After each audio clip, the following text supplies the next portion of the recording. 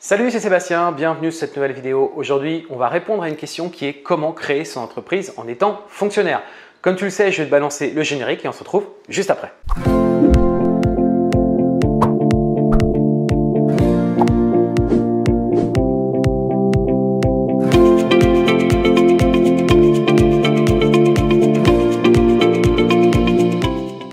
Alors avant de commencer cette vidéo, je vais t'inviter à laisser un gros pouce bleu, ça va me motiver à te livrer toujours et encore plus de vidéos sur cette chaîne YouTube. Je vais t'inviter aussi à t'abonner, à rejoindre les milliers d'investisseurs et d'entrepreneurs qui l'ont déjà fait. Tu cliques sur le petit bouton tout en bas, s'abonner et ça permettra d'être notifié les prochaines fois que je vais te livrer des vidéos sur cette chaîne YouTube. Une chaîne YouTube où je te parle d'immobilier, de business, de mindset, je te parle de sous-location, de conciergerie Airbnb et également d'investissement locatif. D'ailleurs, avant de commencer, si tu veux récupérer une formation totalement gratuite, j'en ai même préparé 3. La première, c'est sur la sous-location professionnelle immobilière. Si tu veux te lancer dans l'immobilier sans avoir à recourir aux banques, eh bien, sache qu'il existe la sous-location professionnelle et immobilière. Donc du coup, c'est une formation que je t'ai préparée. La deuxième, c'est sur le business de la conciergerie Airbnb, si tu veux lancer un business autour de ça.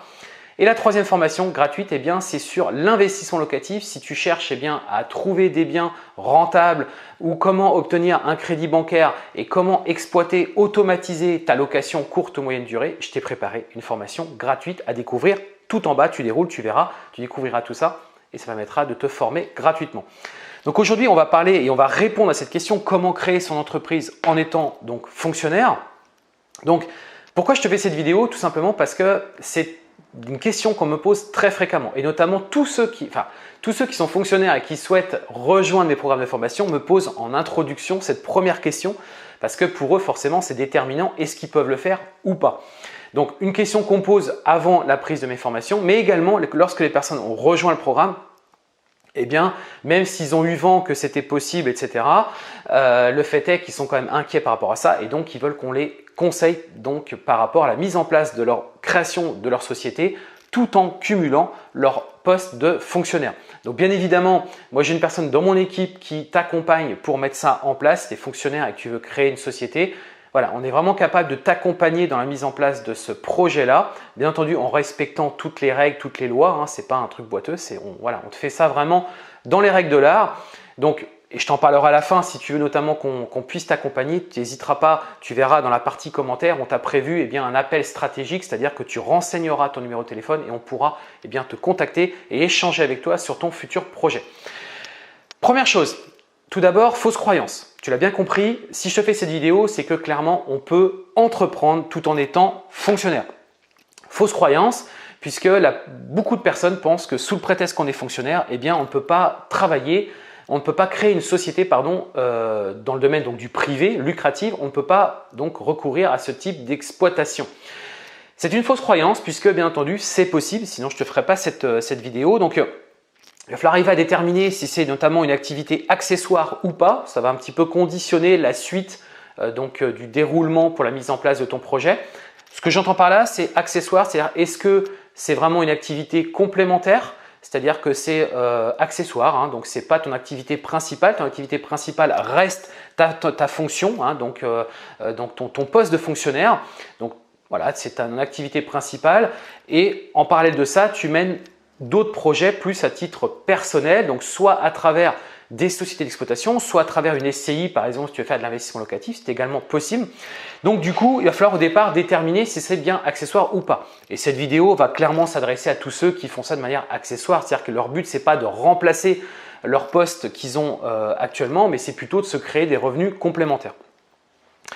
Ce qu'il faut bien savoir aussi, c'est qu'il faut prévenir sa hiérarchie. Hein, c'est la base de tout. D'ailleurs, tout ce que je vais t'expliquer ici, clairement, il faut prévenir sa hiérarchie, hein, donc leur informer que tu es en train de mettre ça en place. Donc ça, c'est la version, on va dire, officielle. Hein, c'est-à-dire qu'officiellement, tu dois absolument prévenir.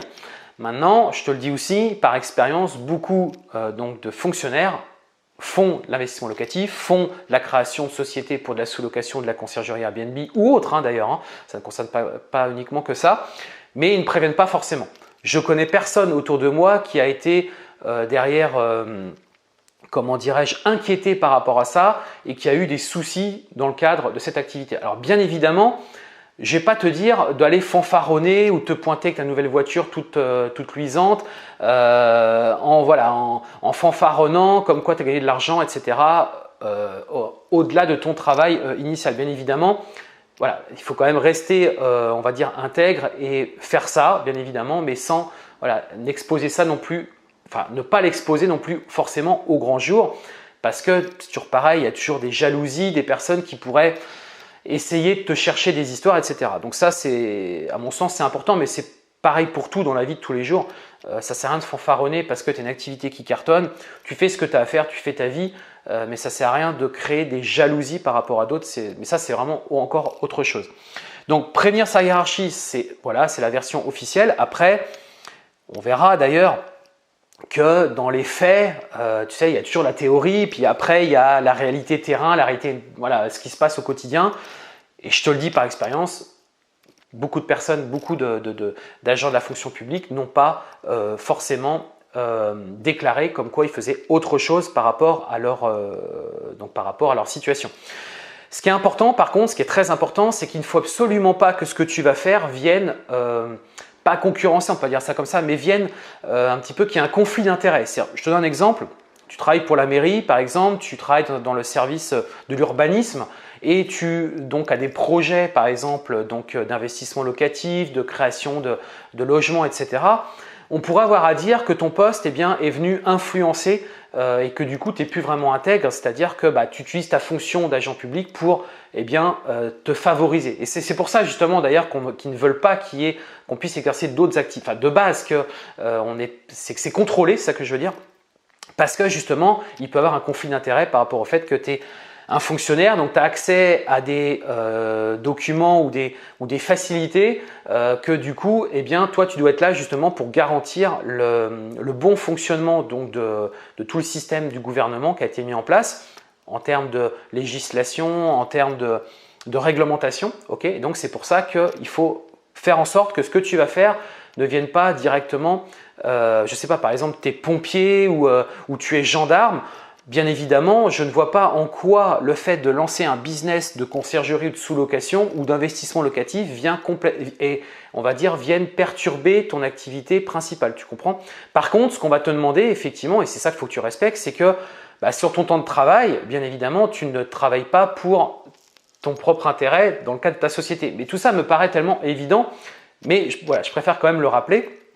Donc, si ce n'est pas en relation directe et si tu ne travailles pas, c'est-à-dire que si tu respectes bien tes horaires de travail et que derrière, c'est vraiment ce que tu vas faire ici, c'est vraiment une activité annexe, une activité accessoire, il n'y aura pas de souci de base. Ça, c'était le premier point que je voulais aborder avec toi. Deuxième chose, donc du coup, tu vas avoir deux manières de faire, deux grosses manières quand tu vas vouloir créer ta société.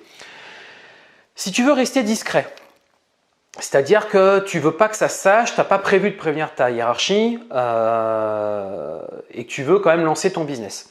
Il va falloir que tu passes par ce qu'on appelle une SAS, donc une société par action simplifiée, et il va falloir que tu prennes des associés. Donc ce qui va se passer, c'est que tu vas créer ta société, tu ne vas pas la créer finalement, c'est-à-dire que tes associés vont la créer, d'accord? Donc du coup, dans les statuts de l'entreprise vont ressortir tous les noms des associés lors de la création. Et tu ne te mets pas dedans, bien évidemment. Par contre, une fois que la société est créée, j'ai envie de te dire même le lendemain de la création de l'entreprise, c'est là où tu vas rentrer dans l'entreprise. De sorte que ton nom n'apparaîtra pas dans les statuts. C'est-à-dire que si quelqu'un, par exemple, téléchargeait au greffe les statuts de l'entreprise, on ne verra pas ton nom. Par contre, tu figureras effectivement dans le registre des actionnaires, mais ça, c'est un autre document et ce n'est pas un document qui est disponible tout de suite auprès du greffe. D'accord? Donc, le seul document finalement qui est disponible, c'est les statuts de l'entreprise. Et donc, l'entreprise, tu vas la faire créer, la faire supporter par des actionnaires, par des personnes que tu connais, des personnes de ta famille, des amis. Et derrière, une fois que la société est créée, tu vas du coup rentrer dans le capital. C'est-à-dire qu'une personne, donc des actionnaires, va te libérer du capital social pour que toi, tu puisses rentrer dans l'entreprise. Donc ça, c'est vraiment la solution pour rester le plus discret possible. Mais encore une fois, il peut y avoir des petites alternatives. Mais encore une fois, je suis vraiment là pour te faire une vidéo assez générale. Après, il peut y avoir des petites subtilités, des petites choses qu'il faut adapter. Et donc, c'est pour ça qu'on t'a prévu, et on va en parler tout à la fin, un appel stratégique si tu veux vraiment toi aussi, tu es fonctionnaire et que tu souhaites passer à l'action. Dans le point numéro 3, eh bien, c'est dans le cas justement où, comment dirais-je, c'est pas une activité accessoire, hein, ce n'est pas une activité accessoire, c'est-à-dire que ça va devenir une activité relativement importante pour toi, une activité principale. Là, il va falloir que tu saisisses la commission de déontologie. Okay, donc là, ça va être une commission qui va se réunir et qui va te donner son accord ou pas. S'il donne son accord, ça sera sur 3 ans et ça sera renouvelable chaque année. Mais franchement, tu vas voir, nous, ce que je te présente ici, et généralement dans la plupart des cas, c'est ce que vous avez prévu de faire quand vous êtes fonctionnaire. On voit bien, c'est qu'au départ, c'est vraiment une activité accessoire, c'est-à-dire que c'est en plus de votre travail. Donc, on n'est pas normalement obligé de saisir la commission déontologie. Par contre, et c'est le point numéro 4, on est obligé de prévenir sa hiérarchie et de remplir un formulaire spécifique qui demande une autorisation de cumul d'activités.